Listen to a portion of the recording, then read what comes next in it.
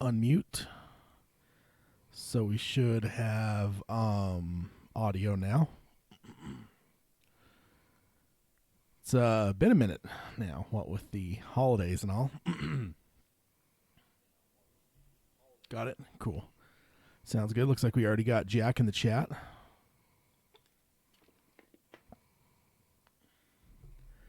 Oh, I guess Jack's saying the countdown to going live is awesome. So I have the thing scheduled. So I guess there's a countdown. Yeah. And I guess we are live because you just heard us through the phone, your phone. So I guess Jack could hear us as well. So that's cool that it has a countdown. Yeah, this time we popped in a little early. I'm assuming that the countdown now has been overridden by the fact that we're live. Yeah. Oh, did you see the countdown too? Mm-hmm. Oh, cool. It said like 9 minutes and 15 seconds, 14, 13, and then I'd like refresh and when like it did for normal live. Okay, cool. Because we're now on the newer YouTube thing, and it's been kind of hit or miss on some stuff. So we got Chris, Jack, Travis, and I guess before we even start, you seen any news slide by the head in the sand? Nothing. Okay. Alrighty. Yeah, let's go ahead and hit the intro. Yeah, thank you. Let's see, Jack, talking about the break. Yeah, had a good break. I did a Palaver with Tad, but outside of that, I pretty much just watched the fuck out of a lot of stuff. Caught up on a lot of things I was behind on. That's good. Castle Rock Season 2, Haunting on Hill House. Haunting on Hill House, I think that, yeah, I'm about ready to crown Mr. Flanagan as the master of horror modern day. James Wan's held that title for a while. Yeah. And ultimately, Carpenter's always going to hold that crown all time, in my opinion. John Carpenter. But yeah, I think in terms of if you're going to say maybe even James Wan's like the 2000s and then now the 2010s or into now, like I think Flanagan is maybe taking that crown because Haunting on Hill House is incredible. I can't wait for Haunting of Bly Manor, which is the second season of Hill House. So yeah, I watched that. Castle Rock Season 2, which is really good. I enjoyed the fuck out of that. And then Man in the High Castle I finally finished. So yeah, watched through a bunch of stuff. And now The Outsider's on, so I got HBO back. I'm enjoying that so far. So yeah, let's go ahead and hit the intro real quick. Anyone that didn't hit us, see anything on social media, we're going to keep this show kind of streamlined. Peter's... I'm dead. He's got some Captain Trips going. So we'll go ahead and hit the intro and get started and go through... what we got for roundtable number 84.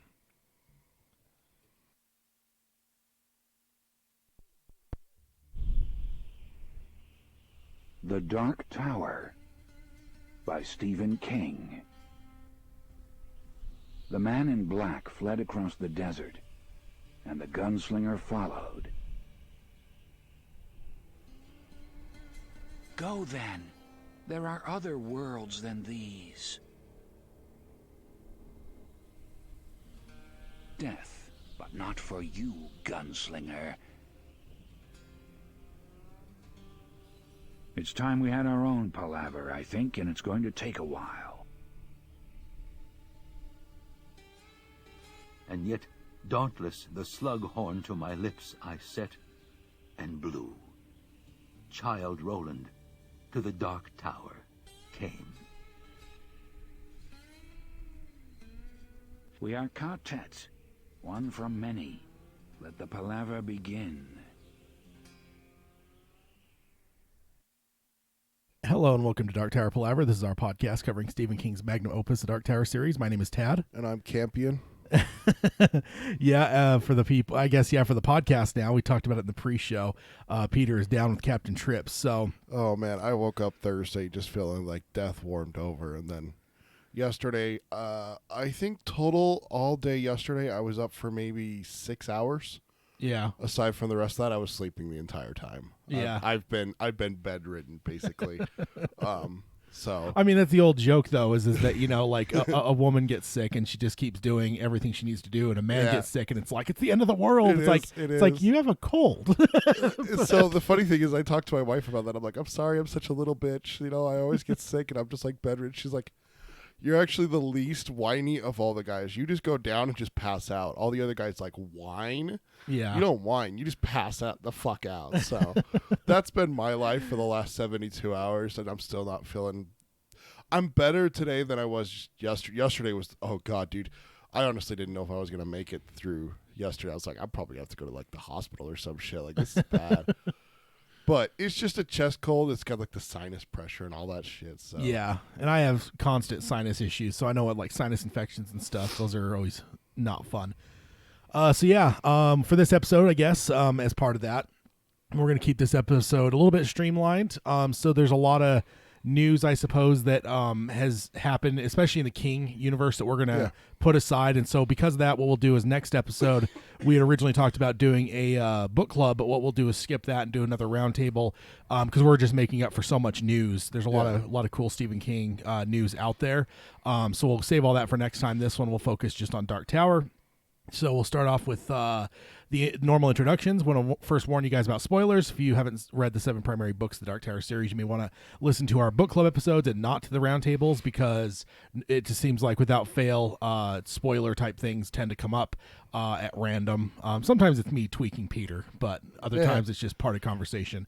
If you also want to find us, if you're listening to us like on YouTube or whatever, you can find us on any of the podcast services out there. Apple Podcasts, you can stream us on Stitcher or any of there's so many podcast services out there. We should be on all of them.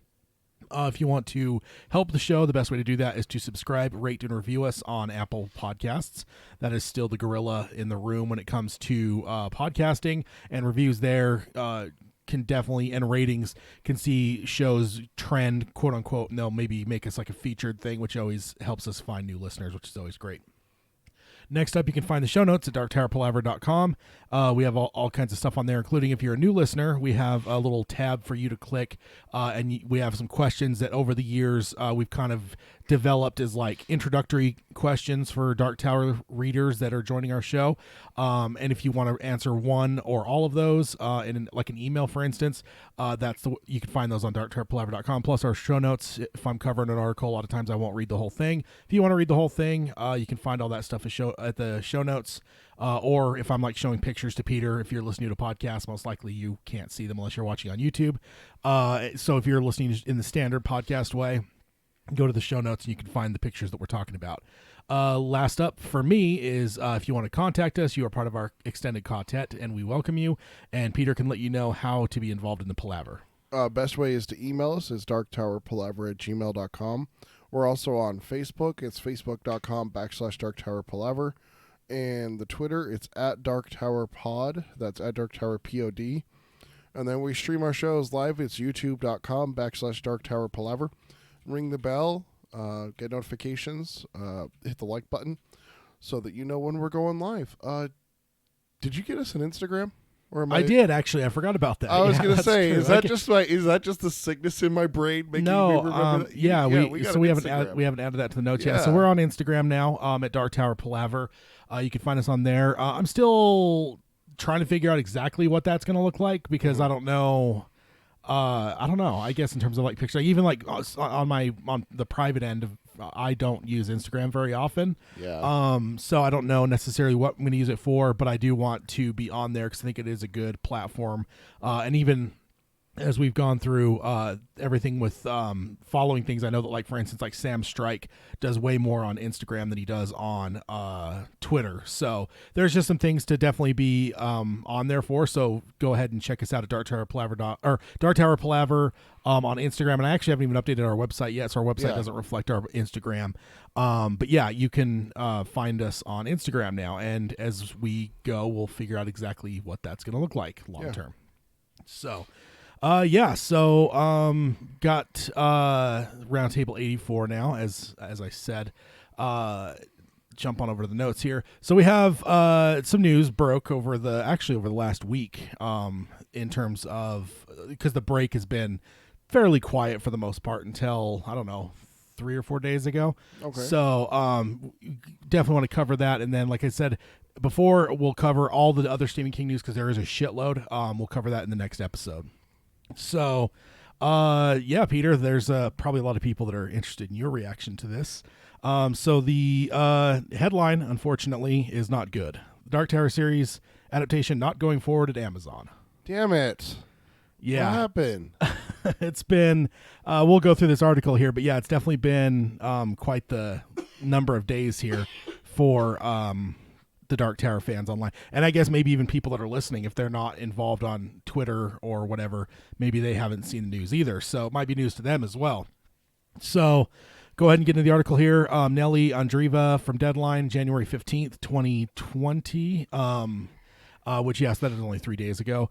So go ahead. I will mention right off the top, I'm not a fan of this article. And we'll kind of get into it as we go through why. But yeah, so starting off here, it says exclusive. Amazon Studios has passed on the Dark Tower pilot. The adaptation of Stephen King's book came from executive producer / showrunner Glenn Mazzara at MRC. The production company is shopping the 2 original scripts that were the basis for the pilot pickup, sources said. So I guess that's maybe the silver lining is that it sounds like Glenn is going to be shopping the pilot scripts with other sources. So potentially we could maybe see it picked up somewhere else, HBO, Hulu, Netflix, somewhere else. The only thing that is unclear to me, and according to the way this article is reading, it sounds like they're shopping the scripts, but they're not shopping the pilot. So that really comes down to like who paid for the pilot, I guess. So MRC is a development company, so they finance. It sounds like I went through and read their website just to see, because basically they're saying that they finance with agreements with major distributors to distribute their stuff. If that were the case, it would make me think that unless there's some sort of contractual thing that maybe MRC owns the pilot and can shop it, but that's not the way this article is reading. Ultimately, if Amazon put some money into the pilot, they would own it, which means that there is a chance we may never see it. It may never see the light of day. Damn. So, but with this saying scripts, I'm not sure what is going on, other than we know the scripts are going to be shopped. So that's what we've got so far. Next up, it says the Dark Tower has been considered very difficult to adapt to the screen, which explains the title's lengthy road from being made into a feature by Sony, a pilot by Amazon, largely because of the challenge translating the material. Amazon opted to go with a pilot versus a straight-to-series order, which is rare for a big-scale, big-budget production like the Dark Tower, which is true. I guess we never really thought about that too heavily, but it is. As soon as the article points that out, it's like, fuck, yeah, that's true. Man in the High Castle, boom, greenlit. Yeah, it was a series. The Lord of the Rings one, boom, greenlit. Yeah, that's one that's still in development. Wheel of Time is in development, but it's in development. And is that the one that we heard has already had a season 2 ordered? Lord of the Rings. Lord of the Rings was. Yeah. We already heard that Lord of the Rings had season 2 ordered when they hadn't even finished season 1. Yeah. So. And Lord of the Rings is certainly the one that looks like they're definitely putting a lot of their money on in terms of like figuratively, in terms of like if you're talking the roulette table, they're definitely putting a lot more on that. I mean, it cost them $2 billion to get the intellectual property rights, right? Not to mention however many hundreds of millions they're dumping into the show to actually make it come to make it come to screen. So it certainly seems like that's their big bet. But yeah, so this is the part of the article that I'm not fond of. It says, in the end, I hear Amazon executives felt like the pilot was not on the level of other large scope, elevated genre series the streamer has in production / pre-production, like the Wheel of Time and Lord of the Rings. Not a fan of that because it's just an unnamed executive. And honestly, what it comes down to, and we'll kind of see here with some of the media posts, social media posts that we're going to cover the rest of the way here, is it's my belief that it simply comes down to maybe not as much of a quality issue is as much as it is a money issue. That basically Amazon has a certain amount of money they can spend on things, and Lord of the Rings is obviously eating up a huge share of that, and Wheel of Time likely will as well. So I don't know. It's my belief that they just don't have the money for it, and it's easier for them to save face, and rather than say that we don't have the money for it, they're just going to say, oh, it wasn't, because even the way this is worded, since I hear Amazon executives felt like the pilot was not on level of the other large scope elevated genre series the streamer has in production. So like that to me is like, I don't know, it feels sounds like a politician, like that it's worded just so that it's not really saying that like, yeah, the pilot was not that great. It's Well, yeah, but if you hamstring them and tie one hand behind their back, what are you expecting to get out of it, yeah. So that's where, I see what you're saying about the article, but my anger is directed towards Amazon going, well, what the fuck, man? Yeah. If you're all about finding the next Game of Thrones, you're going to throw your lot in with Lord of the Rings, so why even sign the Dark Tower to begin with and waste our time? Yeah. And I wonder, when it comes down to it, is Lord of the Rings even the right choice? And that's not even a Dark Tower fan in me talking, but I don't even know what the Hobbit movies did financially, but I certainly know that pop culture impact wise, they were nowhere near what the original trilogy was. And I just feel like even the original Lord of the Rings trilogy doesn't feel like it has the same long-term lasting impact on pop culture that like Star Wars had, for instance. Feels like I see or hear a lot less about Lord of the Rings, and we're not even that far removed from it. We're 15 years or so removed. So I don't know. Senior year in high school, 2004. Yeah, 2004 was the last movie. Yeah, so 16 years removed. Yeah. So it just seems to me that it makes me wonder, is going on stuff that, because you could look at Tolkien and you could look at he wrote The Hobbit, then he wrote Lord of the Rings, and everything else is far less spelled out and written, and maybe, in my opinion, maybe less good for an adaptation. So just jumping into the Second Age and doing stuff like that, honestly, I'd be more interested in it if it was retelling the original trilogy, the Lord of the Rings itself. If it was doing that in a series, because now you're talking how much more time are they going to have to expand on things and maybe be a little bit closer to the book than the original movies were. That would be way more interesting to me personally than what happened thousands of years before the actual story that do an entire episode on the House of Healing for you. I'd skip that episode, but it's a running joke with me and Tad that when we talk about something boring and monotonous, it's House of Healing and Lord of the Rings. For those of you that don't know, two characters get injured, boy, girl, from different kingdoms. Is that the right? Yeah. Faramir and Eowyn? Yeah. Hey, look at me with my fucking Lord of the Rings knowledge all doped out here. Those two literally just have an entire, it's 30 pages, isn't it?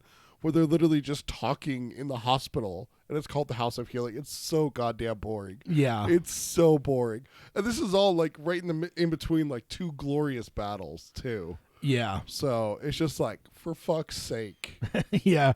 So I guess before we move into social media and stuff, I guess what are your reactions, responses? You already said you're kind of somewhat perturbed at Amazon. I'm a little annoyed with Amazon. If you're going to get something and give it the justification of saying, well, we expect you to be on level with our Lord of the Rings series. Well, then fucking give them the budget that you're giving to Lord of the Rings, or even a half of the budget. Yeah. Give them fucking something. Yeah. That's like me saying, hey, Ted, I want you to remake the Mona Lisa, but here, let me give you this fucking dull pencil to draw it with. Yeah. Oh, and this envelope here that's already been used and mailed and stepped on. Go ahead and draw the Mona Lisa for it. It just pisses me off. Yeah. It's the same shit that Sony did too. Yeah. Here, let us fucking put our hands in the middle of it and dicker with things. When you know that Nikolai Arcel was a fucking fan. You could tell that from what he learned fucking English to read the goddamn books in its native language, for crying out loud. Yeah. Exactly. Give the man the movie, leave it alone. It's the same thing with Glenn Mazzara. You know that he can make a series. Give him the fucking series and just leave it alone. Just stop. The shit that these companies do sometimes just pisses me off. And this is also part of the sickness. It's just irritation that motherfuckers, man. Yeah. Ugh. Yeah. And it's what a lot of us have been going through the last couple days on social media. Definitely rough to go through it all. Seems like a lot of people have mentioned the 5 stages of grief type thing, I'm in anger right now. Can you tell? Yeah. It's and to me it's just I don't know. For me it's been very I don't know, I don't know what you'd call it. For me it's just I felt numb about it. I was definitely bummed when I first saw the headline. I got I can't remember, I was watching something that night, and I got an email and it was another Dark Tower one. And there's a board game that was called Dark Tower way back in the day. It has nothing to do with the series at all. Oh, really? But apparently there's some Kickstarter to revamp that board game. And that's been fucking talked about on so many websites now that I keep getting updates about that. So like I'm just expecting like, oh god, another fucking goddamn board game Dark Tower bullshit. Like get off my fucking email. Like Get off my lawn. because that always happens like when something that whatever like for instance anytime that the Eiffel Tower goes dark for some reason where they're like mourning something, like somehow people use Dark Tower in those articles. Oh. So like over the last couple of years I've seen 3 or 4 different times where that's been tagged in my email where it's like the Eiffel Tower is going dark and like somewhere in the article they mentioned the Dark Tower and it's like okay, well, so I was expecting that and opened it up and saw the headline that's on the screen now. And yeah, I had to double take it to see like whether that word not was in there or not, because that could easily be a good headline or a bad headline. But either way, I knew that suddenly it was, I think I even stopped what I was doing and jumped on the computer to like engage with social media. So it's definitely been a interesting couple of days. Yeah, and I think that yeah, like I said, I think that it's a money thing in my opinion. And the other thing I wonder is if the movie and the lack of success of the movie may still be weighing on this series a little bit. And maybe that's... Didn't I say something about that when Amazon announced they picked it up? I'm like, wow, damn, that was fast after a box office flop like the Dark Tower was. Like, I wouldn't expect it to come up with that, but all hell Glenn Mazzari, trust a guy like that to make a good show, but yeah, again, if you tie one hand behind his back, I mean, how much of a fight is it going to be? Yeah. And let's see, in the chat here, I believe someone, let's see, it's chat went a little while since I was looking here. Travis says he hopes it goes to Shudder, which I guess that is another. I mean, there's so many services and streaming things out there right now. I mean, you've got Apple just entered the game. NBC just announced their thing for Peacock. I mean, you've got HBO Max is about to launch. You got Netflix that just announced they're going to be spending about $17 billion this year on content. Up it a little bit more, Netflix. Pick this up. Come on. I mean, can they not afford Dark Tower and the $17 billion that they're going to spend? I mean, ultimately, I think in my mind, and I've said this before, I said this on an episode not too long ago, that I think the HBO is probably the ultimate place to go. Yeah. Because I feel like anything HBO does is incredible. And certainly in the next episode, we'll talk a little bit about The Outsider, which is now debuted, the first 2 episodes. Yep. And by the time this is posted on the podcast, it will be very close. I mean, if I get it all done on tomorrow and posted, then it might be the night that you guys are seeing this podcast, if not a couple days ago, if I get it normal time. The 3rd episode will be started for The Outsider. So yeah, ultimately there is still some hope though, in terms of it does sound like they're shopping it to other places, and there are definitely a lot of other places that it can possibly go. I mean, even Hulu. The thing that weirds me out about Hulu is I don't know how it exists now. Like, now that Disney owns a majority of it, I believe NBC is. There's one company that refused to sell their share, so it's not completely owned by Disney. There's one company that still owns a share in it. It's like, but it's like majority owned by Disney. So it's it that is. one company is not going to lose, not going to be able to make any changes or anything like that. Well, no, right? but what I'm saying is that maybe that is stopping it from just becoming Disney whatever. It's not a Disney. 100% a Disney thing. And I don't know how with the whole Disney buyout, I guess what I don't understand is like all of the people that were employed as part of Hulu's original content wing, like, does that still exist? Are they continuing to spend? Are they continuing to, like, it just, I just don't know. Cause like Fox, they gutted Fox, and a lot of the stuff that was in development was axed, and I haven't really heard a whole lot on Hulu. So I'm just interested moving forward what the whole Disney buying out of the majority of Hulu. I wonder what that does to Hulu as a original content provider, I guess, is the question I have. But ultimately, I think Hulu would be a good one too. They've done some good Stephen King work. 11/22/63. Castle Rock. Castle Rock. So I mean, I think they could definitely get in on the game as well. So let's go ahead and hit on some social media stuff. And this is just a lot of stuff I grabbed from, I guess, like official people. There's definitely a lot of fan reaction, but I mostly wanted to focus on people like Glenn Mazzara. So got a number of tweets from him. The first one here says, I'm incredibly proud of the work our cast and crew did on the Dark Tower pilot. They're an immensely creative group of people who gave it their all and took big risks. I know they delivered big time. To be honest, I wouldn't change a thing. So that was his first response to it all, in terms of as a reaction to everything that had been going on. Next up is again from Glenn, and he says, we worked hard to honor this amazing story and bring it to life. I believe that it is the version the fans have been waiting for. Ask Stephen King and Robin Firth. So that's That just makes me even more frustrated. yeah, and that's like I said before, I was kind of suspecting maybe money had more to do with it than quality, and we're going to maybe see that fleshed out with some of these posts here. Next up from Glenn is, but like Roland, I got to keep searching. The quest continues. So that's definitely good. And even Jack in the chat has a hashtag release the pilot.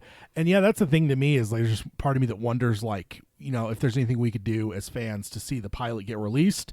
I look at it a little bit pessimistically, because it seems to me that if Amazon wants to kind of make their opinion that it isn't good enough, like, if it is good enough, are they going to want to release it?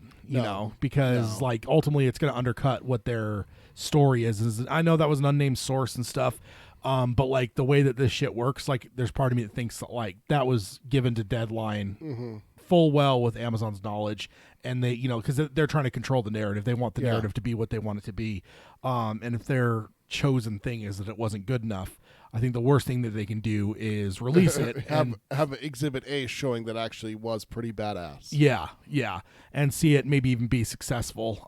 It just seems to me that so I'm not hopeful for that, just because of that. Like I said, and I don't know anything inside or anything. It's just more of a matter of like, some of these stuff, and we'll go through more of it here, but I just don't buy that it wasn't good. It just seems to me like what Glenn's saying and what we'll see from others here, it makes me think that more likely that Amazon had ulterior reasons for canceling it. Next up from Glenn, he says there are other worlds than these. There are other networks than these. Yeah, other streaming services than these, whatever. Yeah. So we got that. I mean, I just thought about too is, I mean, AMC, he's worked on Walking Dead, so he has relationships there. Same with FX, with The Shield that he did originally back in the day. So yeah, just hit me that, yeah, he does have a lot of relationships that might see this sold, hopefully. Because that's the ultimate hope now, in my opinion, more is like, there's almost part of me that thinks that as fans, what we should do is maybe somehow make the like the hashtag and the following more about somebody else picking it up and buying the Dark Tower versus like releasing the pilot. But Travis makes a good point in the chat. Oh, Amazon owns Shudder, or AMC owns Shudder. Yeah, which I guess that makes sense because Shudder's horror. That's like their thing, is it's basically a streaming service for horror stuff. And it makes sense that AMC would do that because it allows them to put stuff on there that isn't necessarily rated, because AMC is a cable network, so they're somewhat limited on what they can and can't show. Although I think that if anyone's pushed the limits of what can and can't be shown, The Walking Dead. It's AMC. I mean, Walking Dead, I mean, even some stuff in Breaking Bad, it's like, holy shit. Like, some of the stuff they did is like, damn. I've seen people be botched decapitation on The Walking Dead, for crying out loud. Yeah. Shit, I'm losing my voice. Is now I'd have to ask, in terms of botched decapitations, is it better or worse than the one from Game of Thrones? Oh, better. Yeah. Yeah. Done better, you mean, or like The person suffered less. Oh, okay. Game of Thrones one was worse. Yeah, much. I can't imagine that would be topped in a lot of ways. Yeah. So yeah, I mean, AMC. Ultimately, if they wanted to do it R-rated, it would probably Shudder would be the way to go versus just doing it on AMC proper. Although again, I mean, there's even language limitations that are not as bad. I mean, Breaking Bad was given an F word every season. And honestly, like, does Dark Tower have to be dropping F-bombs? Like, No. you can pretty much get away with almost anything else, like in terms of on cable. So, I don't know. Yeah, it's definitely maybe the next conversation long-term to have is where it might go. But yeah, that's let me jump to the next one here, and this is still Glenn. And he says, it's a tough business, but I'm incredibly lucky to have worked with the Dark Tower for the past 3 years. He says, I started on March 2017. I believe Stephen King wrote it over 37 years ago, so see you in 2054. And then like what would you call that, a freaked out emoji there? Like the Yeah. I picture exactly that, grabbing the collar, Yeah. Grimace. That's a grimace emoji. That's what that is. Yeah. So I also, that's interesting because when did Glenn get announced? Because he's saying here that he started in March 2017. That's before the movie came out. Yeah. So Yeah. I don't remember him being. I know the show was in development, but I don't think he was announced till after the movie had been and gone. No, we were all excited about it before the movie. No, we knew about the show, but I don't think they had announced Glenn. I think Glenn, when he came on, because I even remember some of his early tweets were something like there was a movie and stuff. Like he kind of was like dogging the movie. So I'm like, I don't think we got announced him. I think he was probably on the project for about a year longer than we knew. Huh. In my opinion, or in my memory, I guess it sure seems to me that maybe it was more like in the spring of 2018 that he was announced. So that's interesting that he was been on since probably the plan was to continue the movie. So that's interesting. Also, I remember the Deadline article did mention 2 scripts that were used for the pilots. So it makes me wonder what they have written, I guess, in terms of like, was there 2 different pilots written and they kind of just cobbled them together to make the pilot? I don't know. Interesting thoughts for sure. Someone said in the chat this is probably going to turn into a palaver with Tad here in a little bit. Yeah, and I think that I think I mentioned right at the top, we're going to streamline it. Just stick with this. We got some social media. We've got some emails from some listeners, and this will probably end up being a short episode. So just to spare Peter, so that it doesn't become a palaver with Tad. No, also I need to stop real quick because I just remembered a conversation on social media. Uh-oh. So He's doing the evil person fingers. I hate when he does this. You know the Mr. Burns? Excellent. He does this when he's about to propose something horrible to me. So Where, like, for example, one time he asked me, would I rather burn down an orphanage or run over a box of kittens with a lawnmower? that was from that Would You Rather That is true. website more That than is anything. true. And I only gave it to you because it was one of the most horrific ones I found. It is the most horrific one you found. So there was some news that was broke before this. We had a casting that was listed on IMDb. We had, which we're about to get to here pretty soon, is we had a composer announced. Okay. Kind of not announced, maybe more through IMDb. So there's a couple IMDb updates, and I tweeted it out that I basically said I'm going to start with this article, which we did. I said, but if I was really evil, what I would do is string Peter along through the small news breaks. If I wasn't feeling sick, you would have done it. No, because I made this was before you text me about being sick. So I said, just to prove I'm not evil, I'm not going to go through these other small things and then lull you into a sense of security and then bam, hit you with the freaking Jesus. Because that would have been the evil thing, and some people even egged me on to saying I should do it that way. So let me just say that Tad is not terrible because I didn't do that. Hashtag some of our fans are awful. You guys just like watching me suffer. Hey, I will. And you don't know where they get that from. They get that from you. I will say there were some that were concerned about you as well, in terms of not the sickness thing, but just in terms of almost my mental health, morbid fascination of listening to you kind of go through and this whole thing, because we were all going through it on social media over the last couple days. So you're basically getting all that compressed into the podcast here, where you get it all live on air. So. Yep. It wasn't like heavily on the new, like across news sites or whatever, but I wasn't sure still if it would maybe be something that would slip through. In fact, I was actually, so Watchmen announced that they're not doing another season. Oh, really? Damon Lindelof, the guy behind it, says he was only interested in doing one season. And then Better Call Saul is doing season 5 this year, and then next year season 6, which will be the final. So like I was gonna post those on my personal one, but there was just part of me that like in my head saw like someone be like, oh yeah, and then did you also see the Dark Tower didn't get picked up? So like I purposely didn't post like those, like where it's like, man, double whammy of like shitty fucking news. I haven't even watched Watchmen yet, but it's like it's so well loved by everyone that I can't imagine it's not great. It's actually my next thing I'm going to be starting up pretty soon.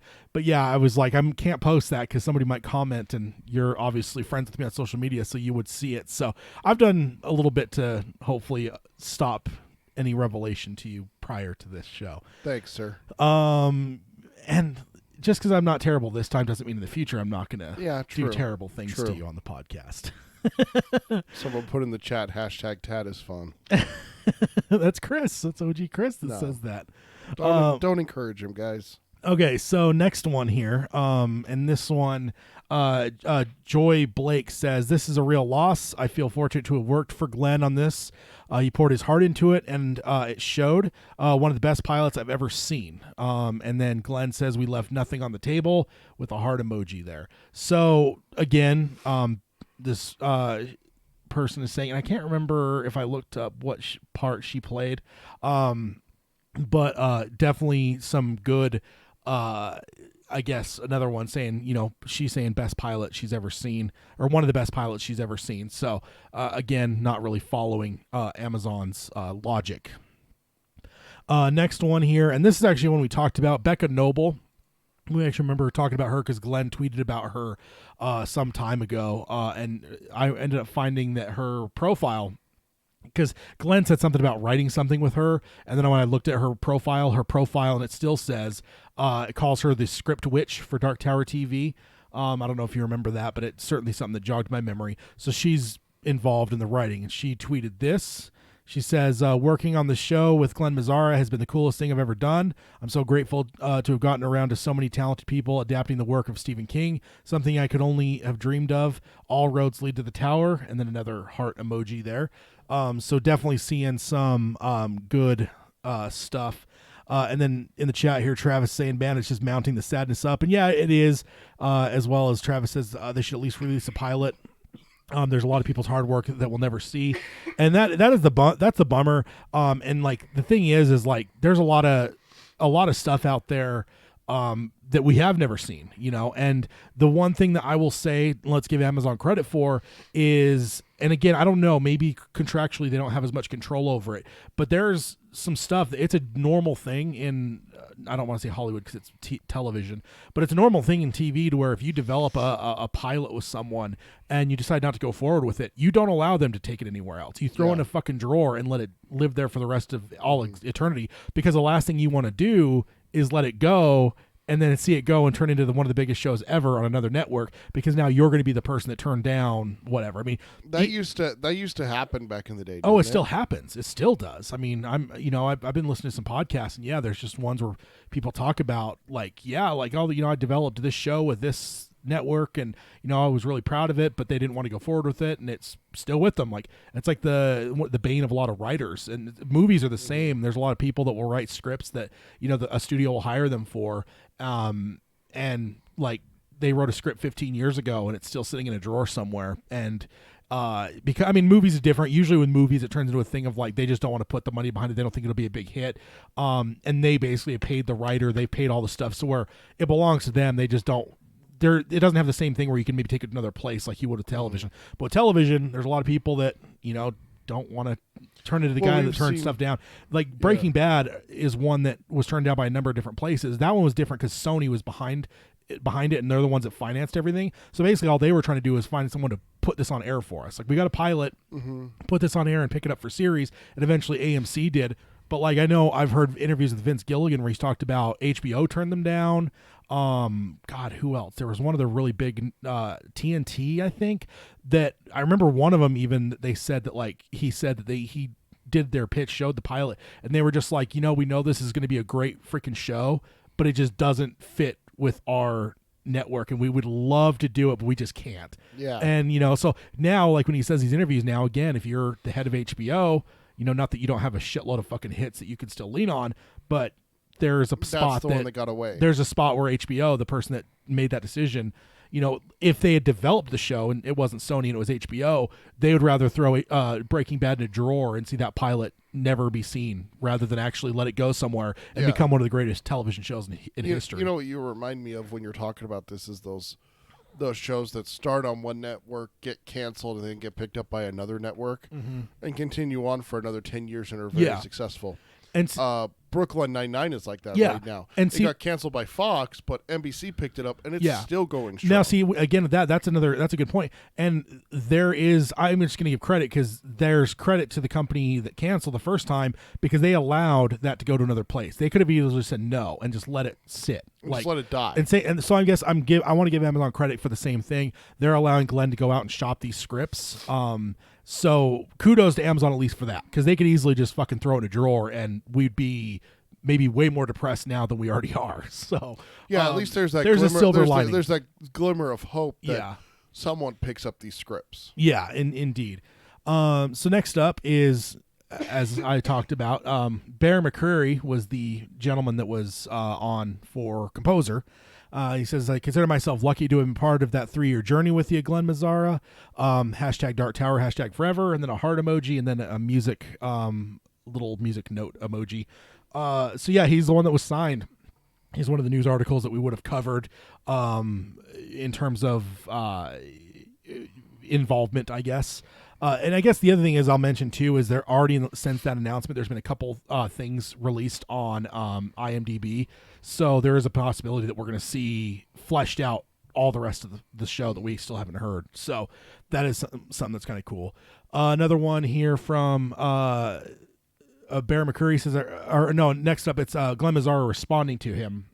He says, thank you, Bear McCreary. Your score was otherworldly. Your original songs too. So much fun. So that's another one that may tweak us a little bit and make us somewhat sad that now there's music that's been created for the Dark Tower that we will never hear. Especially you, guy. Yeah. Someone who loves scores and stuff like that. Yeah. And so he says your score is otherworldly, original songs. So for anyone that doesn't necessarily get as nerdy into this kind of stuff as me, so what this is a score is obviously the music that we hear, the characters don't. Original songs too, since he's differentiating that from score, means that's probably source music, means that's the kind of shit that the characters hear. So that means that he probably like created. Ball. Yeah, it could be something Music for the ball. Could be the Traveler's Rest. Mm-hmm. I mean, it could be any number of things, but it is tittillating to think what is it? How nice would it have been to get like a version of Hey Jude? Yeah. Especially if Sony's still behind it. Sony is one of the. I think they're the ones that own the music rights for the Beatles, I believe. Is it? I believe, because I think we looked into that when the movie got announced, because we're like, it was Sony, and I think I ended up looking it up just out of the curiousness, and I was like, oh Jesus, I think that like there's Apple Music Apple Studios, which is the Beatles studio. I think they own something as well, so there's probably some payment that has to be made to them as well. But yeah, it certainly would have been easier as a Sony movie or a Sony show than it would be maybe with Warner Brothers or whoever else. Okay, so next up, another one from Glenn. He says, truth is, I never believe any of my projects are good until Bear McCreary is happy. So there you go. That's pretty awesome. Let's see. Yeah, Travis says Michael Jackson's Ghost owns the rights. Yeah, that's the whole thing. And he also, Travis also says maybe the score could be released, hopefully. And that'd be awesome. I mean, I don't remember if I said it or not. Maybe at some point I did. But I think ultimately the only way we're ever going to see the pilot itself is somebody leaks it. Yeah. Which I'm not necessarily saying is out of the question. It's probably not likely, but it's not impossible. It's either. happened. The score, maybe that is a little bit more possible that gets released or leaked or whatever. But that is one thing that's possible for sure. But yeah, Travis also making reference to Michael Jackson buying the Beatles rights back in the day. I believe they had to sell those rights, the Jackson estate, settling some lawsuits. for pretty horrible reasons, or he did maybe even before he passed away. So yeah, leak would be, and he says we need some serious shitty plumber work out here. We need a leak. Yeah, I think a leak would be almost best case scenario for us fans, and also maybe even for Glenn and them, because like if it were to hit and everyone was to go fucking nuts, including people that were not into the movie at all, it could be a very strong indicator for studios in terms of that maybe this is a worthwhile thing to pursue. So next up we have Sam Strike on Twitter, and he had a GIF here that is not moving on my screen grab. But he said, "Are you familiar with that?" Oh yeah. Okay. It's horrible. Yeah. So Sam Strike says that Glenn Mazzara concocted a truly weird and wonderful world, and I feel fortunate to have experienced that firsthand. Was truly impressive and exciting watching it all come together. #Dark Tower. So again, just some of the best things to hear. He's maybe not even saying that like it's one of the best things he's ever worked on, but to say that he concocted a truly weird and wonderful world, that to me just sounds like Dark Tower. It does. Like if I were to explain Dark Tower to someone, I would likely use very similar sentiments. So those are just the right words for me to hear, because that matches the Dark Tower. For those on the audio podcast, the GIF is from that horrible song where it's a cowboy just screeching for 30 seconds. I'm not even going to try it with my voice the way it is right now. Yeah. The other thing I'll stop and pause and talk about for a second here is the possibility that somebody buys the scripts and greenlights something in the future. It could very well be in a spot where Glenn has to refilm a pilot. Yeah. And it makes me wonder, are we going to get the same cast, or, maybe largely the same, but some, that maybe schedules can't work or whatever. That's what I was going to say. But yeah, it just does make me, I have had that thought where it's like, man, what if we get something else? The other thing I want to mention too is, everyone wants to copycat Game of Thrones. I don't know if a lot of people, do you know the story of Game of Thrones pilot originally? I know they spent a shit ton of money on it. Yeah, so they did, but it's even worse than you think. So they actually did develop a pilot that we have never seen. And they screened it for some people, some insiders and stuff. One of the podcasts I listened to, the co-host is the guy that wrote Chernobyl. And he's friends with Benioff and Weiss. So he was at that screening, and he told the story with them. And it was like some panel he was on that they posted on the podcast with, Benioff and Weiss. He's like, and I remember coming up to you guys after watching that pilot and said, you guys are in fucking trouble. Like, it was terrible. Like, it was just a fucking mess across the board. And I believe there was even some casting changes that they made before the one that we saw. I want to say that maybe Khaleesi was a different actor to start. It's kind of like one of those Lord of the Rings, like the original Lord of the Rings. I just blanked on his name. Aragorn. Viggo Mortensen. Viggo Mortensen wasn't the original one. They started the whole thing with a different actor and was changed. So it just, to me, it makes me laugh a little bit that it's like you want to copy Game of Thrones, but like, are you missing some of the lessons there? Because like, I'm not even going to grant you that this pilot wasn't great, because I just feels to me that some of the circumstantial evidence here is showing that it was. But let's just say that it wasn't. Like, does that mean that you cancel it? Because if that were the case, HBO would have cut bait with Game of Thrones right away and just said, no, we already spent fucking however many million on a pilot. It was a complete fucking waste of time. Like, yeah. So you're basically talking now you got to double, okay, so you've got like the stuff like costumes would have been built, sets and stuff like that. But like all of the other stuff like cameras, crew, all that stuff, you're doubling.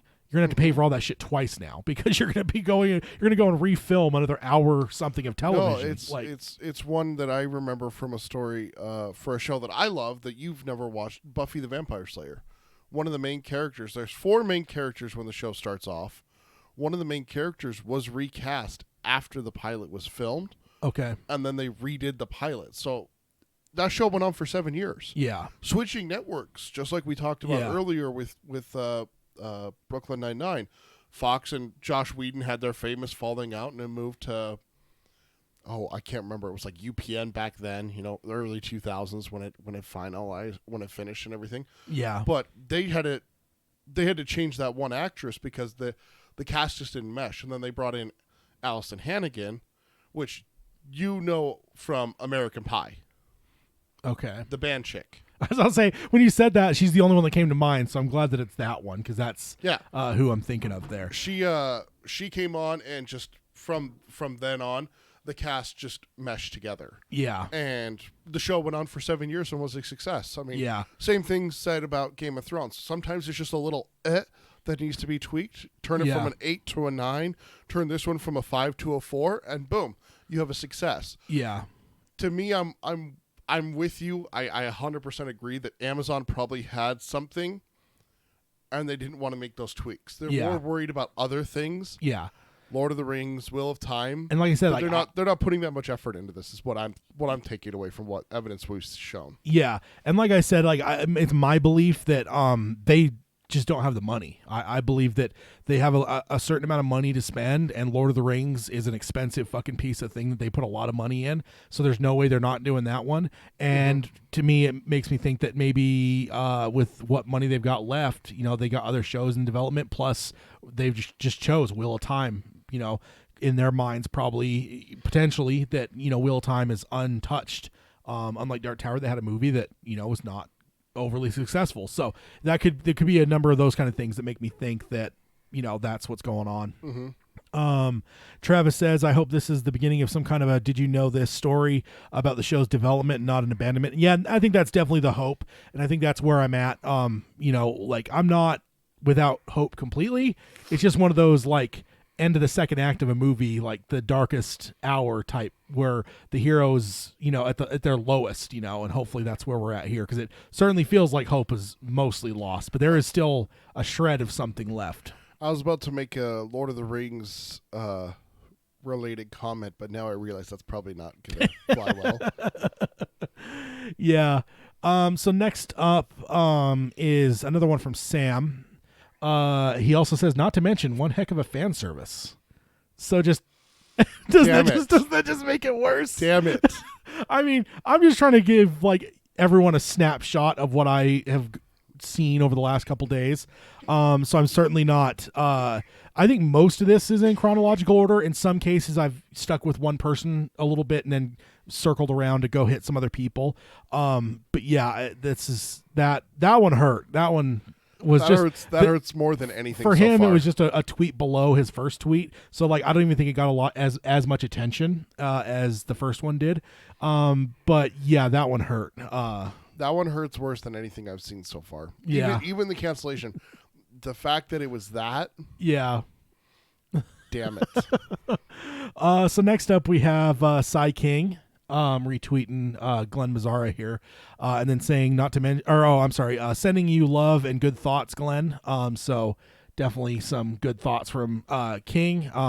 Knowing, maybe not even knowing, I don't even know if King knows what this is like, to be honest. But you know, it's got to be tough, but it is the truth of what a lot of filmmakers go through. I mean, there's any number of things. Showrunners go through it. A lot of writers go through it.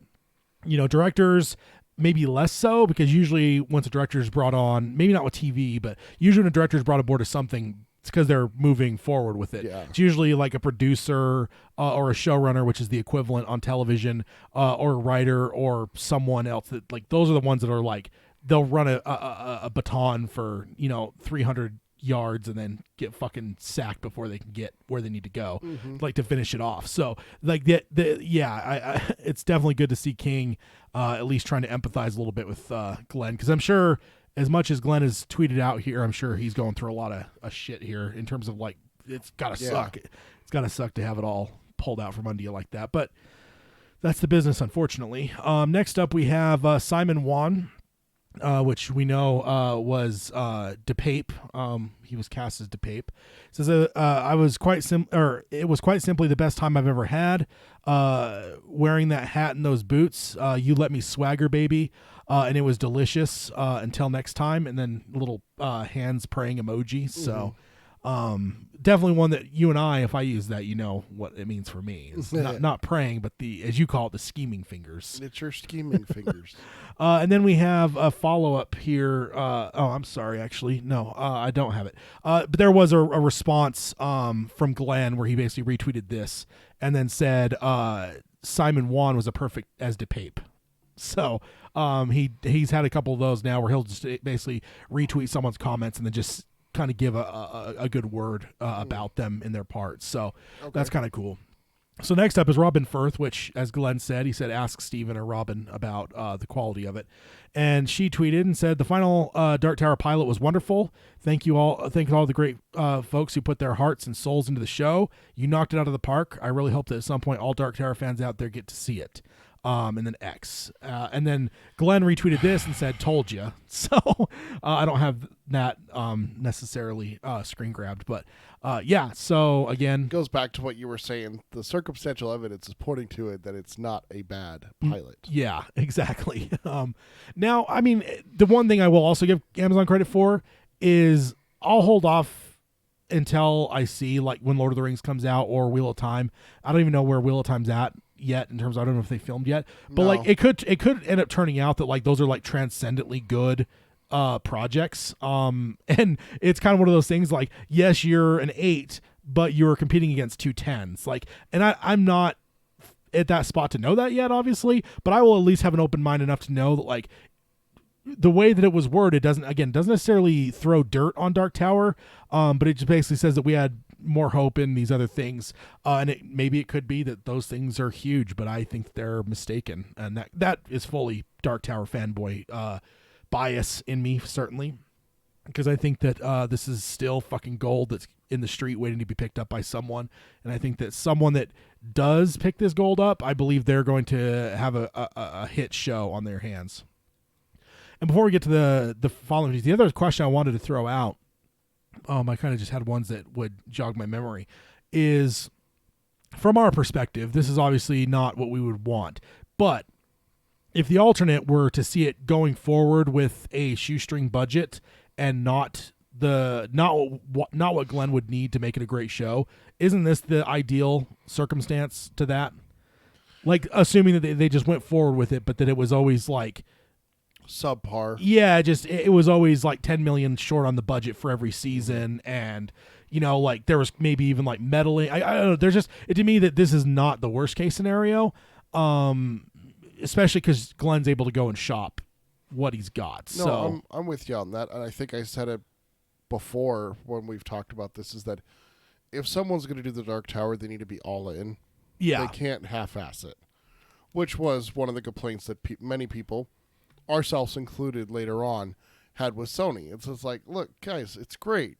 Yeah, but don't lean into the weirdness. Mm-hmm. Like, and I feel like Sony, in some ways, almost had our point proven to them, because like over the last couple years since then, there's been some things that have come out since the Dark Tower movie that were weird IPs, intellectual properties, and those things have leaned into the weirdness, and I think it's turned into success in those cases. Like, and ultimately, I will give movies.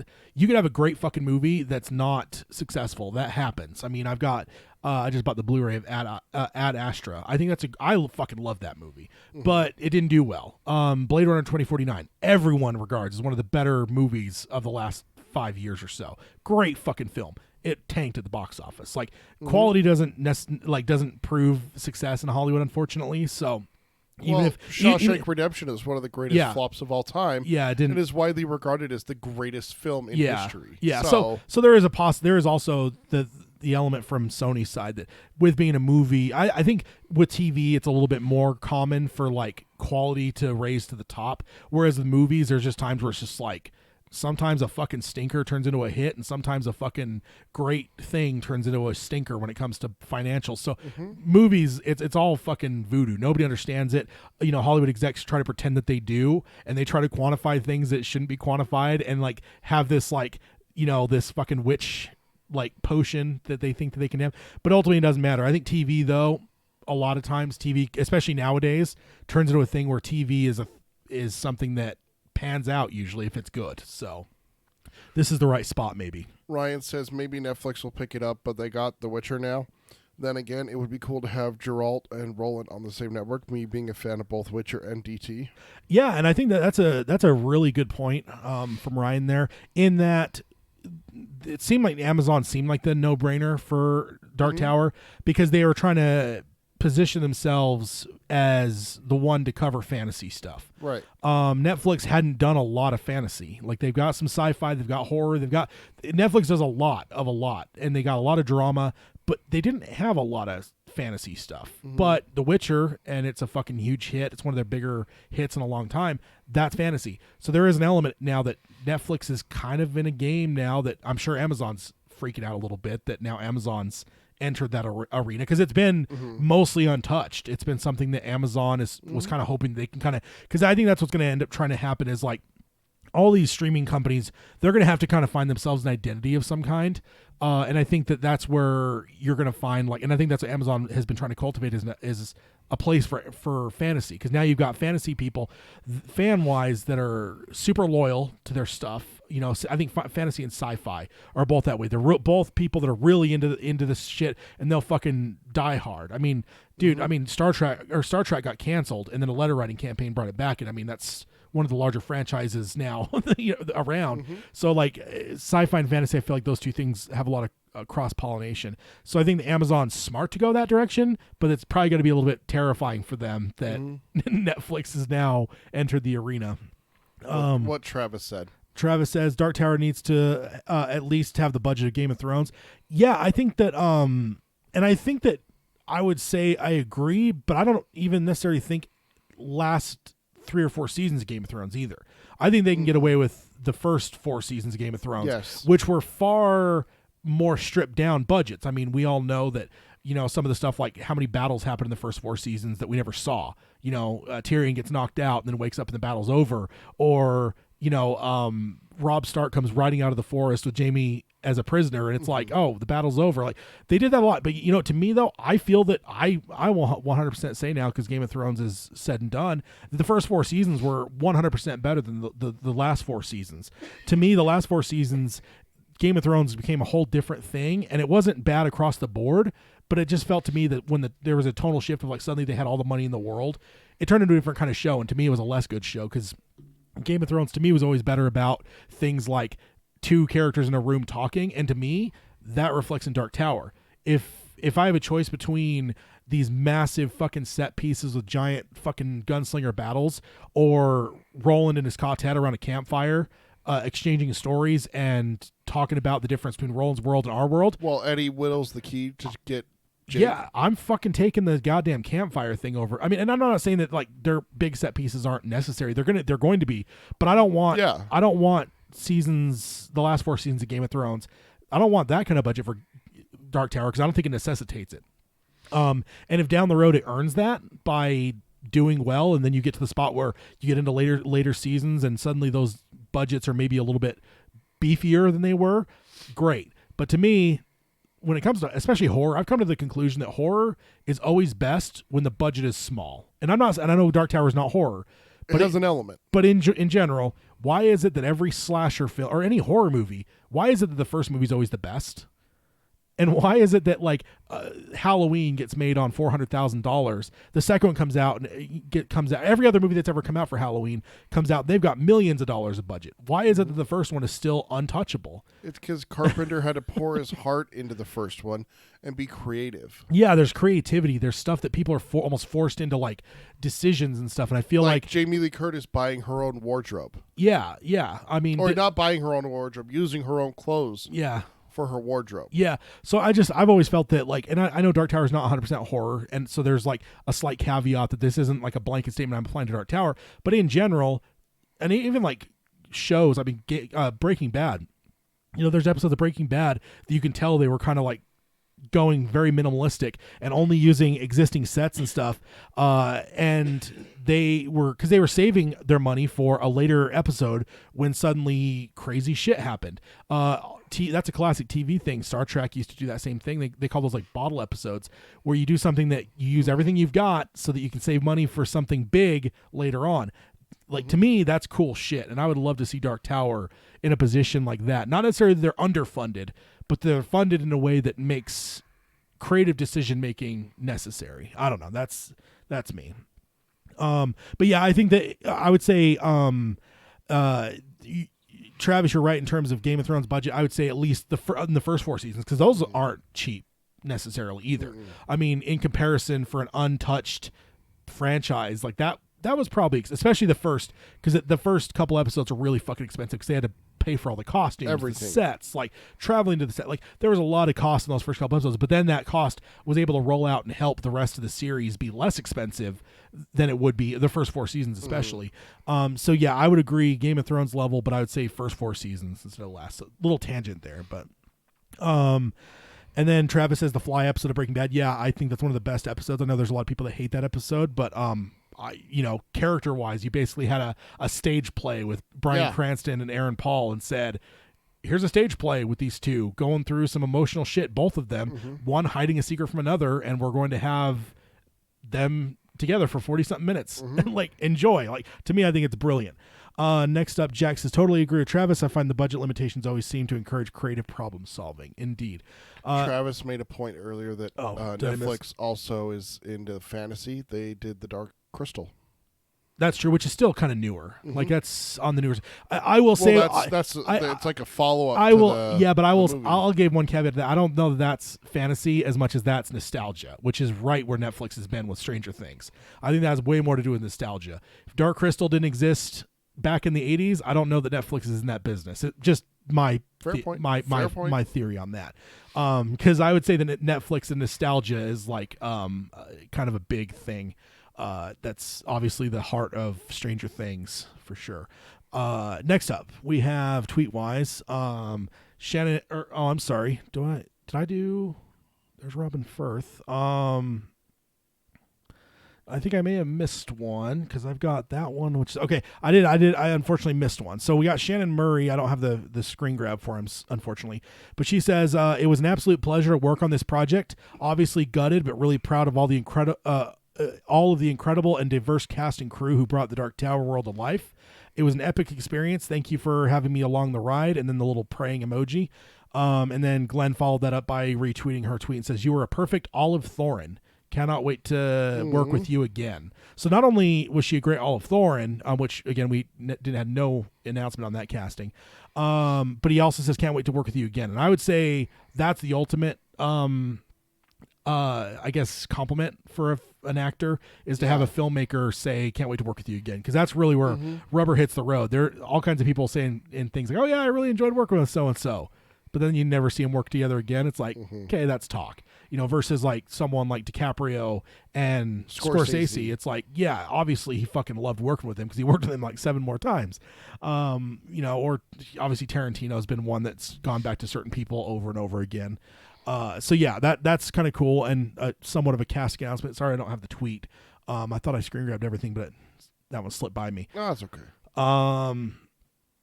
Yeah, and then in the chat here, Jack says that we never found out who played Cuthbert. Yeah, I still haven't either. I looked at that like right before we started recording to see if because I do feel that now you're going to see agents and actors potentially add their own shit to IMDb, and we'll see this whole cast listing fleshed out entirely. Or Glenn might tweet something, but so far, yeah, we still have no Cuthbert. We still have couple characters. We still don't know who Michael Roker was. Certainly, ditto with Ivan K.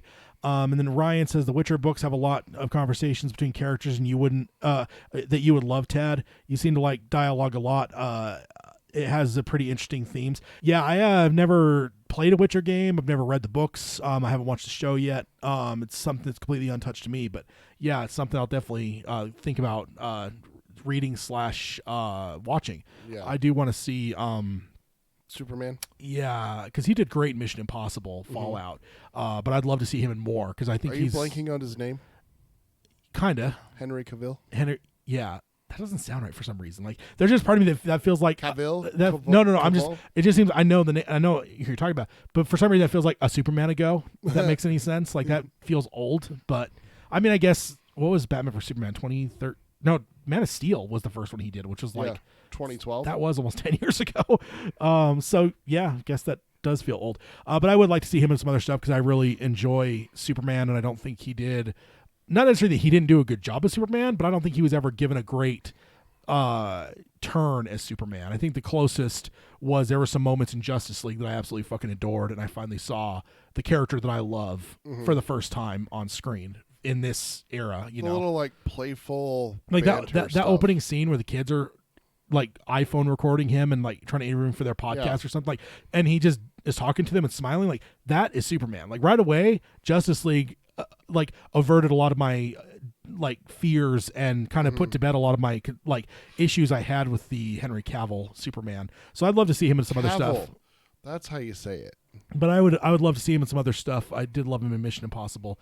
Next up is Frankie Fox, which is who we know played I think Alan. He was Alan. He says, "This was honestly the best experience of my life. I hope the path doesn't end here for this incredible project.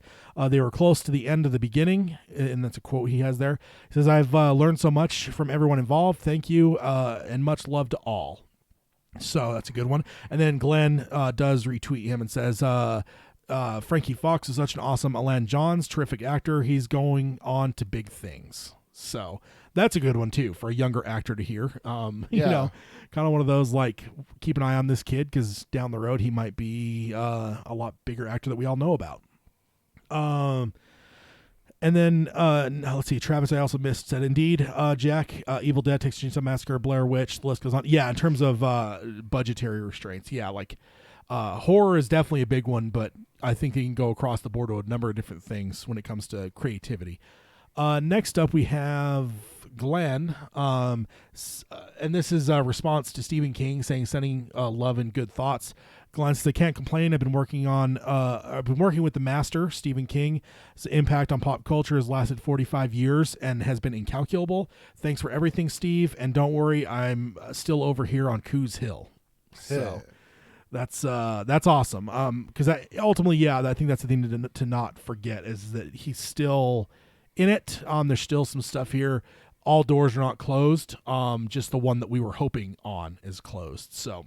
Yeah. We'll see what happens from here. And then then there are other worlds than these. Yeah, indeed. This one hit me today. He tweeted this one. This one made me laugh out loud. Glenn tweeted Amazon to the Dark Tower and then a colon there. And then he had a gif of Gandalf with the "You shall not pass."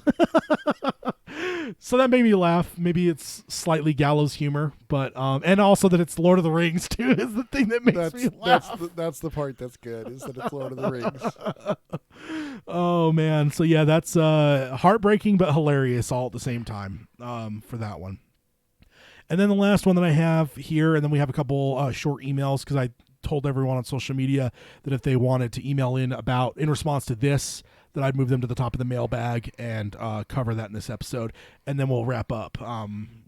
So the last one here was this morning. A fan responded to Glenn and says, "Can you take the pilot anywhere else?" And he says, "Gonna try."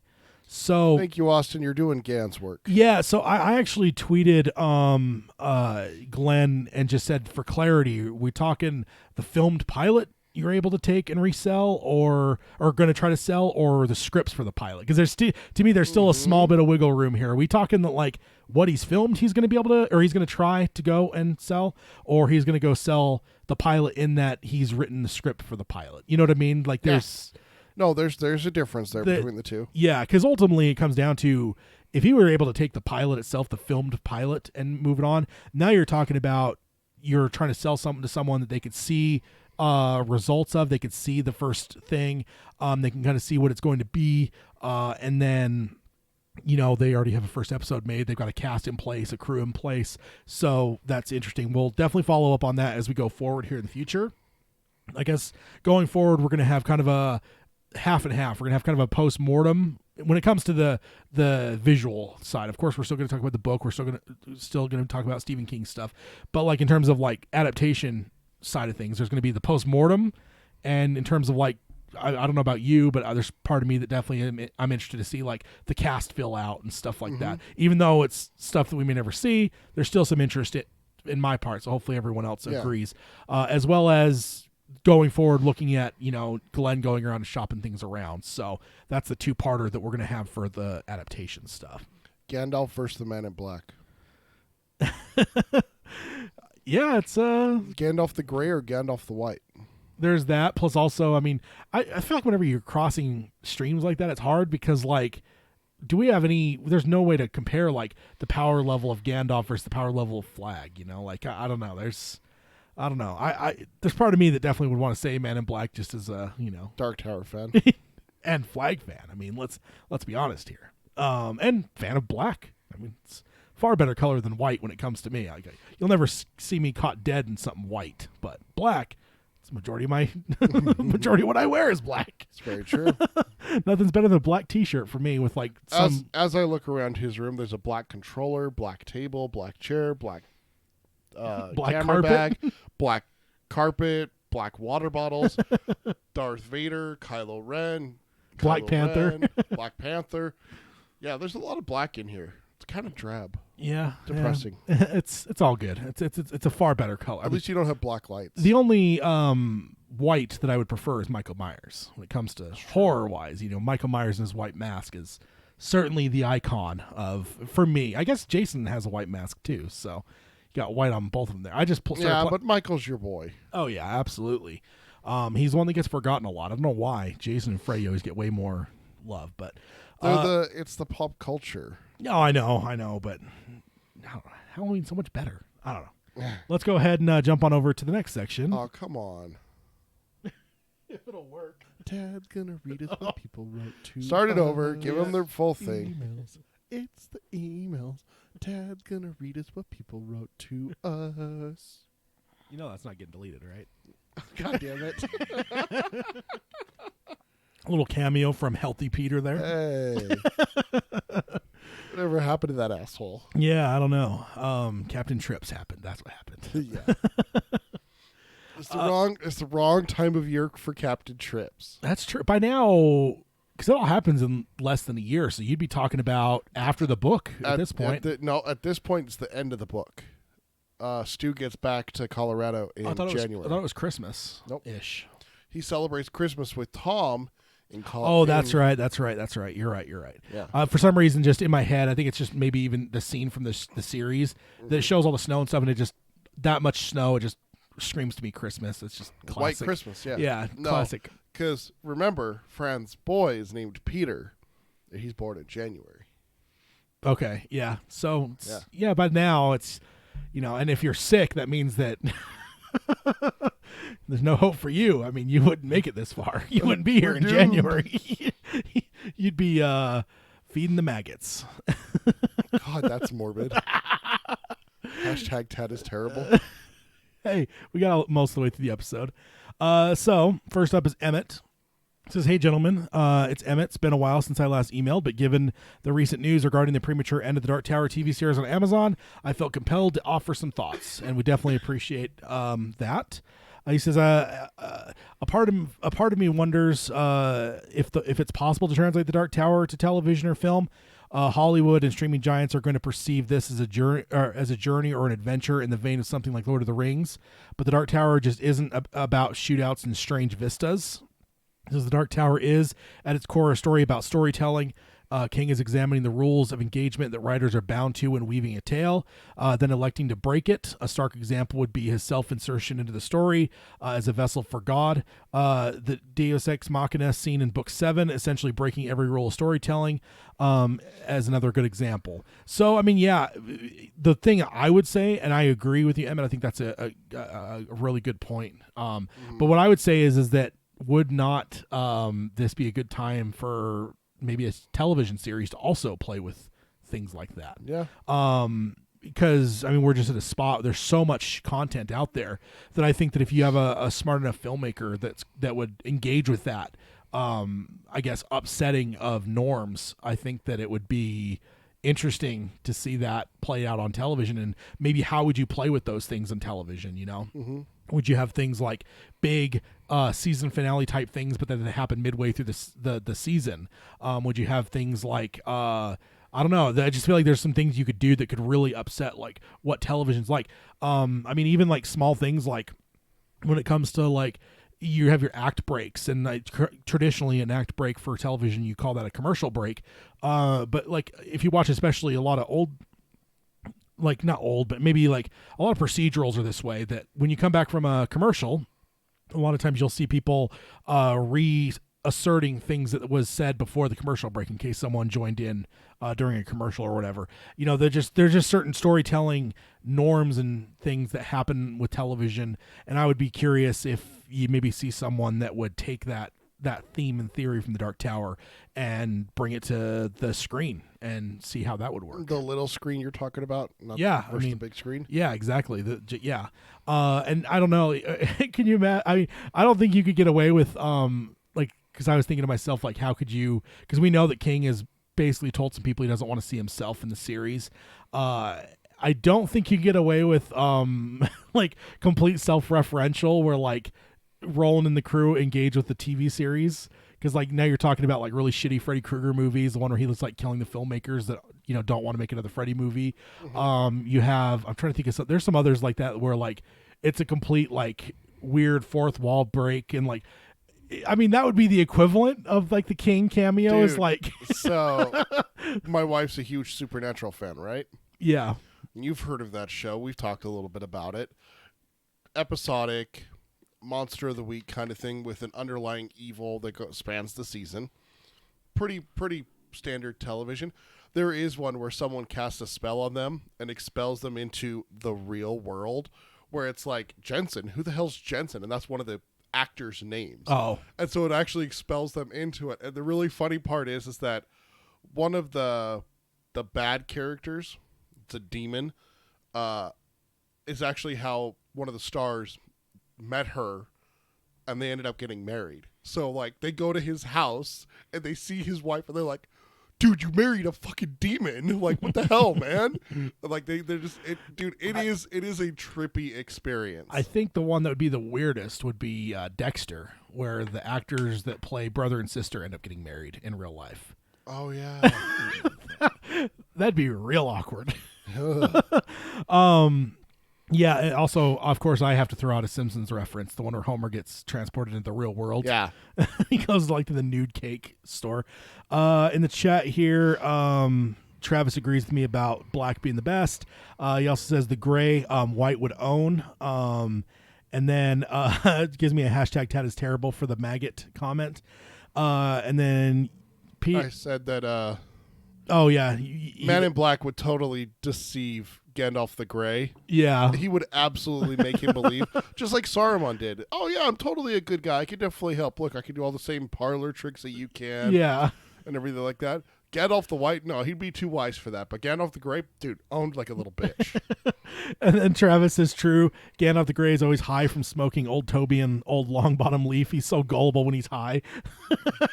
That's good. I like that. Yeah. And then Jack also saying Homer in 3D. Yes. I'm a Simpsons fanatic. I don't know if I've touched on it yet in Palaver a tad, but You have not. Simpsons is definitely one of my big Did you say that you things. released a new episode?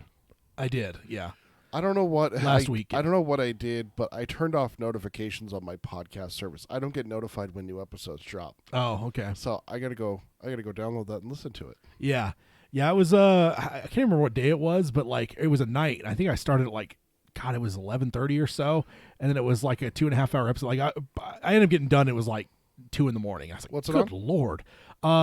Movies. Basically kind of looking back on everything that I saw in 2019, and then nice. also stuff that I'm looking forward to in 2020. So good indicator maybe for people that are movie fans of kind of what's coming this year. For instance, did you know that there's a Hitman Bodyguard sequel coming out this year?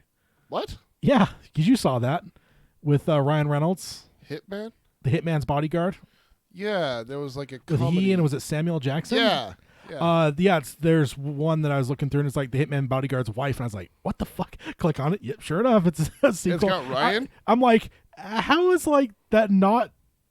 Nobody's announced. Like, there's no news articles I've seen on that, but yeah, it's in the works. So just things, small things like that. So that's a new episode talking about movies. So that's a norm for me. But at some point, you guys will hear me talk about The Simpsons for sure. Oh yeah. Next up, Emmett goes on and says The Dark Tower is a striking novel because it breaks the rules of how novels work.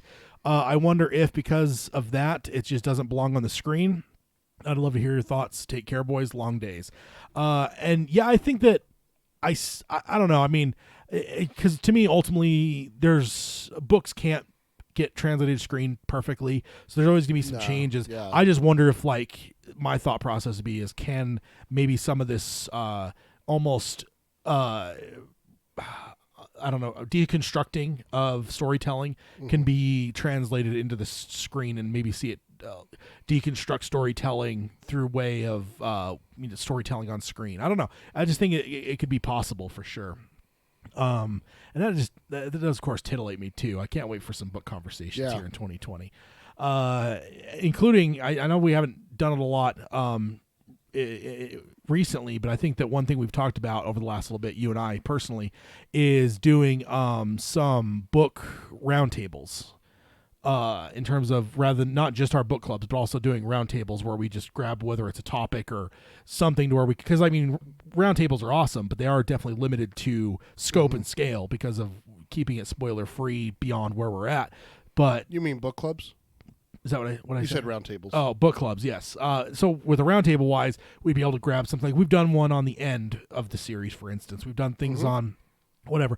It just makes me think that some ones like that would be fun. I know we have some on the notes that, in fact, that you took down about some conversations about Farson and stuff. So there's some definitely some good book conversations I can't wait to have. Next up, John from Buffalo. I remember, John. And John says, I'm so distraught about the news. There was so much I was looking forward to seeing. Wizarding Glass is my favorite book. And being able to see Rhea in her house would have been amazing in the showdown at the Traveler's Rest. And yeah, I definitely with you. I mean, this has been kind of a cathartic episode in a lot of ways, but I'm still definitely, I don't know, still definitely not at peace with everything, especially because I agree with you, John. Wizarding Glass is my favorite book as well. And some of those things you're talking about, yeah, I can't wait to see. And I mean, even like, not that I want to see, but like Charyu Tree, seeing that come to life is just like one of those, like, I feel like Game of Thrones has some of those moments too, where it's just like, holy shit, right? Did we really just watch that on television? Yeah, moments? where you're just like, what the fuck just happened? Like, and I feel like that would be the same thing. And you're talking about late in the season too. So yeah, I just can't Or wait. series if you spread it out. Yeah, exactly. And he says, I wish there were some way to convince Amazon just to release the pilot and let us decide if we like it or not. If it gets enough views, maybe they would change their minds. And, you know, that's actually funny because that's what Amazon used to do when they first started with their whole studio thing, is they would basically they made the whole thing crowd-funded, or not crowd-funded, but crowd-sourced. Crowd-approved. Where basically they would have a bunch of scripts. People can go on, read the scripts, and vote for ones they liked or didn't like. Then they took the top few and made pilots, and then they threw all the pilots on Amazon's thing, and you could watch pilots, and then they just looked at the analytics of what was watched the most and decided what they were going to go to series with. Unfortunately, that's not how they do things anymore. They're a little bit more traditional now. That really didn't net a lot of great stuff anyway, to be honest. I don't remember a whole lot coming out of that old style of things that was like, you know, world beating. Like Man in the High Castle kind of broke outside of that. They were just like, no, we're just going to buy this and like we're going to produce this, you know, like this isn't going to go through the normal process. And that was their Amazon's first big hit. So they don't really do that anymore. But what you're talking about, it's kind of ironic because that's what they used to do. And he says maybe somebody else will snatch it up now. Maybe it's COD. It'll be better now when HBO or Hulu picks it up instead. Let's hope. Signed, John from Buffalo. And yeah, I think to me, HBO is always going to be the golden goose. That's the one ultimately. Like, if you told me tomorrow that HBO is involved, like, I forget about everything that's ever happened. I don't care about the movie. I don't care about anything. If it's HBO, like, I'm agreeing with what they're doing. In fact, I just text you about an article I found about Holly in The Outsider. That, you know, I read an article that was talking about how the people behind the show were very adamant they wanted to do their own Holly, not necessarily the Holly from the book. In fact, they went so far as to the person asked King if he could change the name even and just have a completely original character. And King said no, you have to keep her at least Holly Gibney. Kind of disappointing because I love Holly and I want to see the Holly in the book, but we're not going to see that. We're going to see a different Holly Gibney altogether.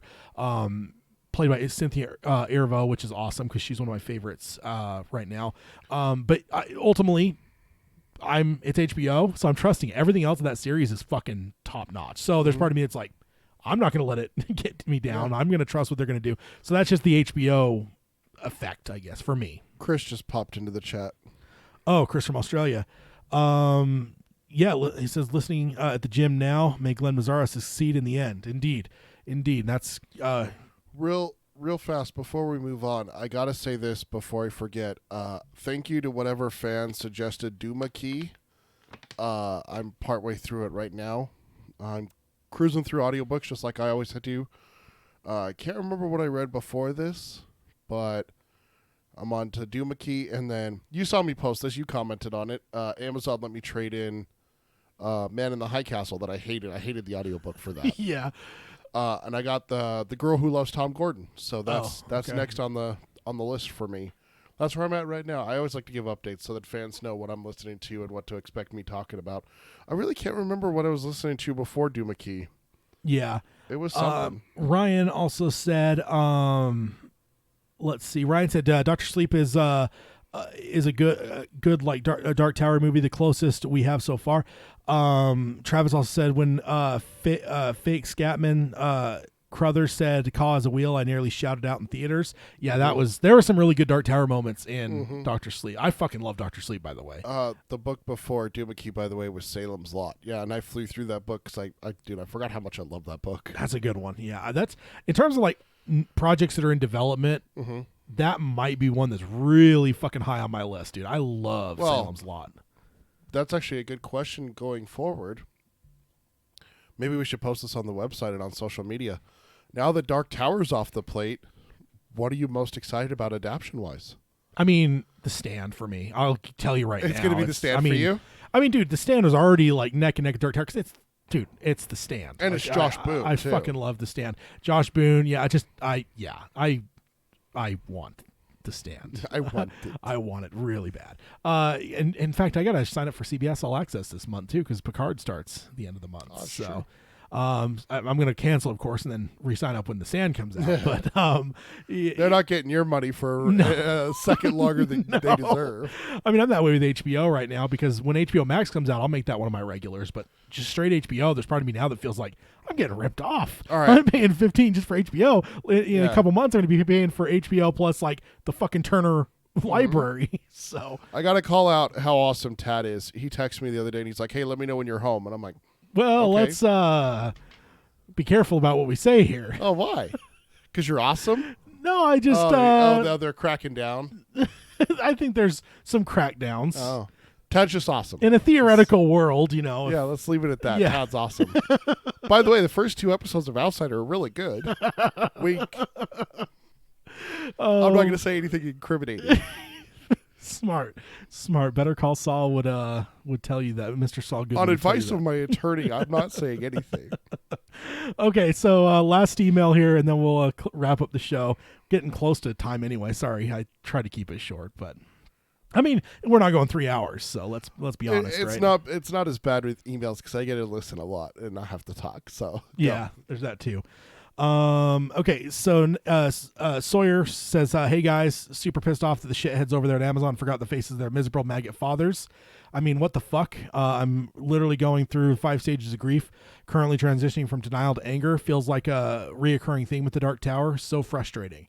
And he says, "Well, let's see if more beer helps. Peter, Tad, you still got The Stand." Signed, Sawyer. Which, There we go. It's true, and I can't deny that isn't a thought I had. Is like, hey, The Stand is still coming, and it's like being filmed, so there's like no way that's not coming. Because like, dude, how The Stand's been second only to Dark Tower in terms of fucking nightmare of production. I mean, we've been waiting for The Stand now for 6-7 years. Like just off and on and off and on and off and on and back burner and just like good. Yeah, Josh God. Boone got it there for a while, and he's like, "This is the next thing I'm working on." Just kidding. I'm going to go do this now. Yeah, at one point he had 2 different Stephen King projects he was going to do before The Stand, and luckily those, because like Revival was one, and I can't remember the other one, but glad that has changed because I want The Stand. Let's see, and then Chris from Australia said that was me, Duma Key, read by John Slattery, one of my faves. Yeah, you know him mostly from the MCU, John Slattery. He's Tony's dad. Oh shit, is that him? There's 2 Tony's dad in the MCU. He's the older one, like the one that's in Endgame. because there's also the younger guy that was in the Captain America movies, and they used him a couple different times. Yeah. There was one of the flashback scenes. So they used the two different actors. Now, John Slattery is the older one, the one with the gray hair. He was the one also with the sauerkraut. Yeah. Which is funny because I literally just watched Endgame on Thursday. Yeah, that's who narrated your book there. Son of a bitch. For everyone, for a lot of other people, I think the big one you will know him is one of the bosses in Mad Men. I'm blanking on his name. Roger? No, not Roger. Either way, he's from Mad Men. He's one of my favorites in that show. So yeah, that's good to know that he did. I didn't know he did narration on books. So I'll definitely have. It's interesting because Stephen King doesn't do first person most of the time. Yeah, first person's rare for novels. Like that's it's very. I think it's rare in general, but yeah. Doomakey's first person, which really caught me off guard at first, but I'm really liking it. Okay, that's interesting. I think to me, I almost wonder if I were writing a novel horror wise, I'd almost think that first person would be easier in a lot of ways. Maybe it wouldn't be. Maybe it'd be harder. But in some ways, to me, it just feels like it'd be easier because you're now shrouding the audience with the same shroud that your characters have. So I don't know. What the fuck do I know? Are we keeping a running total of books that we finish? So when I finish Doomakey, I text you and you check it off? Or Yeah. Oh, okay. Yeah, I paused podcasting for a tiny bit and was reading a book that intrigued me. So I'm kind of in the book realm. So maybe I'll jump on hit some Stephen King stuff that I haven't read yet. So Roger Sterling. So I was right. Okay. I don't know why. Don't doubt yourself. I don't know why I was thinking that was the other guy, the fucking older guy that's doesn't let anyone wear shoes. What? There's like this old eccentric that's like the owner of their company, and yeah, he's like everyone has to take their shoes off if they're going into his office and stuff.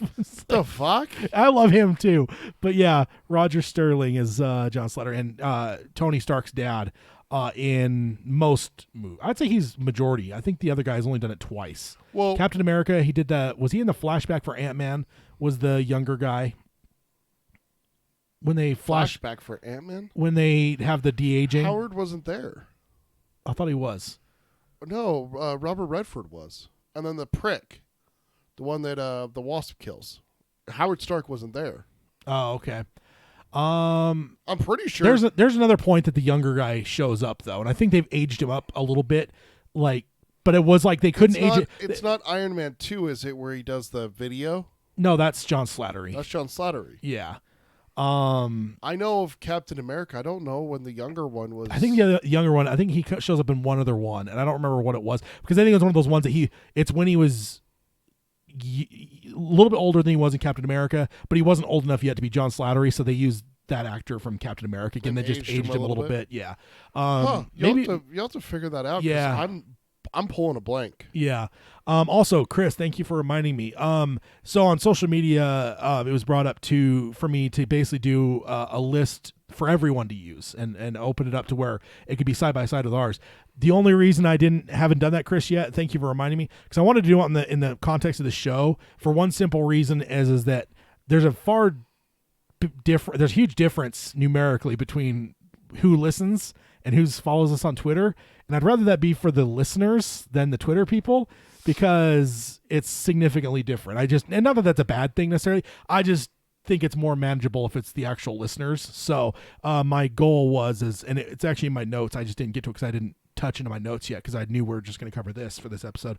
But my goal was to put it in the show notes and mention on the show so that everyone knows if you're a listener and you want to be involved in the scoreboard for reading in terms of so it's side by side. So basically what I've done is I've extended out and made it to where people can put their name and then check, and then it's all lined up with yours and mine. So definitely want to keep that for the listeners, not for anyone and everyone on social media. Yeah. So I don't know. Maybe that's even not the best way to go about it. But there was just part of me that feels like listeners, I'd rather that be more listener based than social media wise. So, and yeah, that's an awesome idea. And I give total credit to Chris from Australia on that because he's the one that had the idea. My idea was just to hold it back so that's just listeners. So yeah, I'll put that in the show notes for this episode. So if you want to have your list, basically I have a thing that it's mostly locked down where you can't edit a whole lot and mess with other people's stuff. The only thing you should be able to do is put your name and then click that row's check boxes. I think theoretically you probably could screw with other people's check boxes, so let's not do that. Yeah, I mean, That's where I look at, like, the listeners. I'm more trusting to just know that nobody's going to go in and fuck with the list too much. Whereas, like, if it was all on social media, who knows what would happen? Because that's a lot. Like I said, you're talking exponentially more people. You're talking about, could be someone following us that isn't necessarily a fan and would be more interested in, whatever. So yes, going to do that. Going to do it on the listener side though. Have been meaning to mention that, but I wanted to mention it on the show because I almost tweeted it. I even had the tweet typed out, and then I thought about it. I was like, you know what? How many listeners we get versus how many people are on Twitter? No, let's do this on the show. So thank you for reminding me. Yes. Oh, Mark just showed up. Yeah, missed the notification. Yeah, all is well. Kind of a bummer show, unfortunately. But you'll be able to listen back on podcast. We're actually just about to wrap up because Peter is dying of Captain Trips. Yep. And it's about a normal episode anyway. We're only about we're usually somewhere in the 150 to 2 hour range average. But with how much we had to cover with other King stuff, we definitely cut this one short. It was definitely going to be a longer one. Oh, this would have been a 3.5 hour episode if we had done like all the other stuff that we were behind on. So for the sake of not killing Peter, although don't do the scheming fingers when you say that. That's what makes me hate you. So we'll hold off. So again, just as we're closing out here, just so everyone knows, programming notes. Next time we're going to be doing a roundtable. I know originally we had said we will do a book club, but there's a lot of shit we didn't cover in this episode. So we'll do a roundtable next time, get caught up with everything we missed over the break, and everything that might happen between now and the next episode. And then we'll hit book club on the following one. Can I throw something out there that I haven't even talked to you about? What's that? If everyone's seen it on social media, Tad posted it on the Twitter for me, and I posted it on Facebook.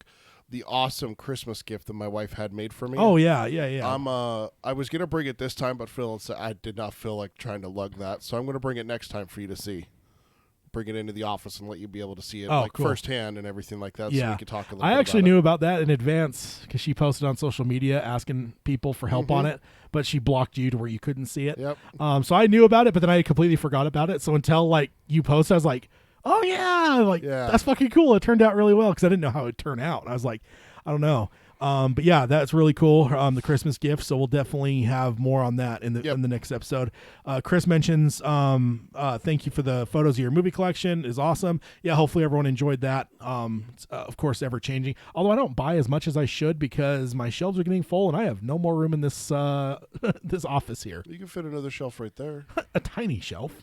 Plus that's where the garbage can's at. You can fit a shelf right here. Yeah, that's an important shelf there that can't. It's just alcohol. Exactly. Speaking of which, I'm taking this home with me. In fact, right now, mourning the terrible news, that is a very necessary shelf. I should probably check your garbage and see if there's 5 empty whiskey bottles in there. And then Travis mentioned the chat is popping, and it is indeed. Hopefully, everyone's enjoyed it. Hopefully, we've kept up with it for the most part. Travis said this episode sadly felt like a eulogy for the show, and yeah, Peter's wife rules for the gift. And then Jack said the live shows are awesome. Mark says someone will pick the Dark Tower up, I'm sure, which, I think that's the hope for a lot of us. Even if it's not one of the big ones, Travis earlier mentioned Shudder. There's so many streaming services out there right now. For God's sake, what about the fucking, it would suck for us because it can't get it without satellite, but the place that Mr. Mercedes is on. Audience. You got them. There's so many places out there that want original content that there's just part of me that thinks that if it doesn't get done, that would be some serious fucking signs from the heavens that this isn't meant to be. Because this isn't even 15 years ago or 30 years ago where there's only a couple places to go. Mm-hmm. You almost have an infinite number of places to go. So if it doesn't happen now, it just isn't meant to be in some ways. And I don't mean that to being somber. It's just a matter of the realities of what's going on. So so that's go ahead and hit the outro stuff real quick. If you want to subscribe to the show, you can do that on Apple Podcasting Service. You can stream us on Stitcher. You can find us on any podcast services. Check the show notes at darktowerpalaver.com. I will have the group checklist for Stephen King reads on there. We will keep that up to date, as Peter mentioned. So like when he finishes a book, he'll text me and I'll check it on there. So we'll keep it fairly real time. And we can kind of check in on that every so often, kind of like our big board of adaptations. And everyone can put their stuff on there, so you'll be able to go and on the top line put your name, and then just go down that row and check your checklist and see what you've done, and compare yourselves to what Peter and I have read. Mm-hmm. And then also, if you want to engage the show, you can do that in a number of ways. Mr. Captain Trips here can tell you how to do that. Best way is to email us. It's darktowerpalaver@gmail.com. We also have Facebook. It's facebook.com/darktowerpalaver. And we're on the Twitter. It's @darktowerpod. That's @darktowerpod. And then we stream our shows live, youtube.com/darktowerpalaver. Don't forget to like and subscribe. Ring the bell to get notifications so you can be here on time. Wink, wink, nudge, nudge, Mark. He said that it didn't work for him. So. I'm sorry, Mark. It's YouTube's fault, not yours. And as I say, cry your pardon. As I say, he's been here. More often than not. Yeah. Mark's a great addition. And then also, we mentioned it in the opening, we're now on Instagram at Dark Tower Palaver. That's right. Yep. I gotta Instagram. add that.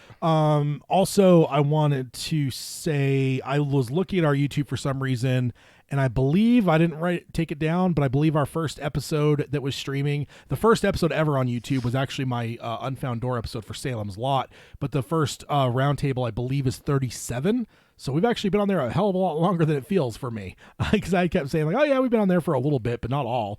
But we're talking more than half at this. Well, no, because it's right close. Well, yeah, just tiny bit over half, because we're 80 something, and that was 37, I think. 84 today. Yeah, so it's been a while. We have a lot of content on YouTube now. I didn't realize it. It's one of those ones where it's like, oh yeah, when's the last time we talked about something? You're like, oh, 2 years ago. I'm like, oh no, it was a year ago. Then we looked up like, oh no, it was like 2.5 years ago. It's kind of one of those things. So thank you guys for joining us. We'll sign off as we always do by saying long days and pleasant nights. If I die, everything is Tad's fault. Long days and pleasant nights, folks. All right, everyone that joined us in the chat, thank you guys for joining us. Definitely kind of a somber topic, but still a good episode.